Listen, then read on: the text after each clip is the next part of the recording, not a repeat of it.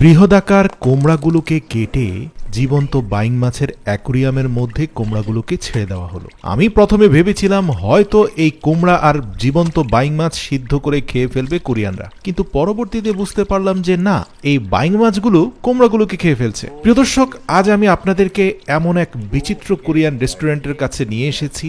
এখানে আপনি এক অদ্ভুত কোরিয়ান সংস্কৃতির খাবার দেখতে পাবেন, যেটা আমার কাছে খুবই অদ্ভুত মনে হয়েছে। তো এই খাবারের শুরুতে আমরা দেখতে পেলাম যে বড় আকৃতির 8-10টি গরুর মাথাকে তারা সিদ্ধ করছে, এবং সেই সিদ্ধ গরুর মাথার সাথে যে ঝোলটা বের হচ্ছে এটা হয়তো বিশেষ কোনো খাদ্যের মধ্যে ব্যবহার করবে। পরবর্তীতে দেখতে পেলাম কয়েক টন জীবন্ত বাইং মাছ এনে সেগুলোকে একটা চৌবাচ্চার মধ্যে ঢালা হলো। তো বাইং মাছগুলো লাফালাফি করছে। কয়েকজন এসে 2-3টি তরতাজা কুমড়োকে মধ্যখান থেকে কেটে ভেতর থেকে বীজগুলোকে বের করে সেই জীবন্ত বাইং মাছের চৌবাচ্চার মধ্যে কুমড়োগুলোকে রেখে দিল। আমি প্রথমে ভেবেছিলাম হয়তো এই কুমড়া আর বাইং মাছ সিদ্ধ করে ফেলবে, কারণ কোরিয়ানরা তো অদ্ভুত এমন সব খাবার দাবার খায় যেটা হয়তো আমার আপনার রুচিতে কুলবে না, কিন্তু তারা হয়তো খুবই মজা করে খায় এই খাবারগুলো। তো যাই হোক, একটু পরে দেখতে পেলাম যে না, কুমড়ার টুকরোগুলো ওই বাইং মাছ খেয়ে শেষ করে ফেলেছে। মূলত এই বাইং মাছ রান্না করার পূর্বে এগুলোকে পর্যাপ্ত পরিমাণে মিষ্টি কুমড়া খাওয়ানো হয়, তারপরে এগুলোর পেট পরিষ্কার না করে ডাইরেক্ট এগুলোকে সেদ্ধ করে ফেলা হয়। প্রিয় দর্শক,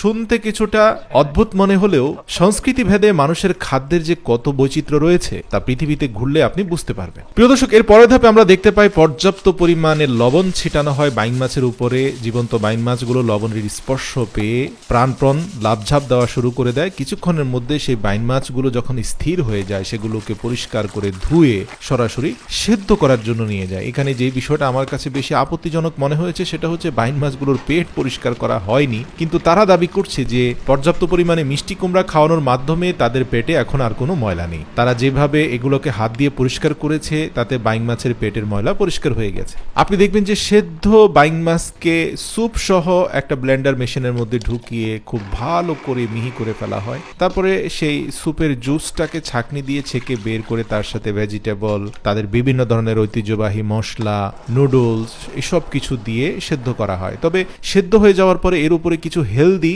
শাক লতা পাতা দিয়ে এগুলোকে স্বাস্থ্যকর করা হয়। বিশেষ করে অসুস্থ মানুষদেরকে তারা এই ধরনের স্যুপ খাইয়ে থাকে। এছাড়াও এই বাইং মাছগুলোর একটা অংশকে অনেকটা চিকেন ফ্রাইয়ের আদলে ডো মাখিয়ে এগুলোকে ডুবন্ত তেলে ভাজা হয়। তো কোরিয়ার এই রেস্টুরেন্টটাতে প্রচন্ড ভিড় এরকম জীবন্ত পেট পরিষ্কার না করা বাইং মাছের স্যুপ খাওয়ার জন্য। আপনি দেখবেন যে সকালবেলা থেকে মানুষ দলে দলে আসছে এখানে এই খাবারগুলো উপভোগ করার জন্য, যেখানে পাশাপাশি আছে গরুর মাংসের স্যুপ, আছে নেহারির মতো গরুর মাংসের মাথার থকথকে মাংস, এছাড়াও ফ্রাইড বাইং মাছ, আর সবচেয়ে আকর্ষণীয় যেটা সেটা হচ্ছে বাইং মাছের স্যুপ এবং বাইং মাছের পরিজ, যার সাথে আবার সিদ্ধ ভাতকে মিশিয়ে সেগুলোকে রান্না করে পরিবেশন করা হয়।